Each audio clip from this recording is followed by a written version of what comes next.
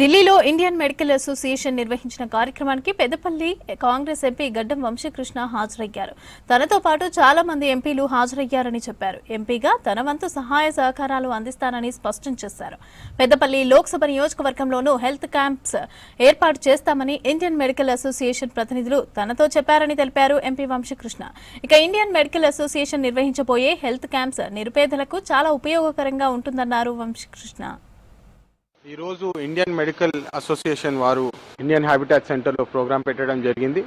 చాలా మంది పార్లమెంటేరియన్స్ ఈరోజు పిలిచి వాళ్ళ మద్దతు కూడా కోరడం జరిగింది.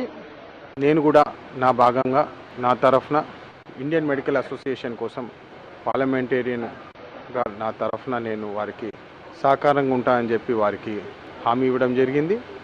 వారు మా కాన్స్టిట్యున్సీలో మంచిర్యాల డిస్ట్రిక్ట్లో, పెద్దపల్లి డిస్ట్రిక్ట్లో, చెన్నూరులో హెల్త్ క్యాంప్స్ పెట్టి వర్క్షాప్స్ పెడతామని చెప్పి వారు కూడా హామీ ఇవ్వడం జరిగింది.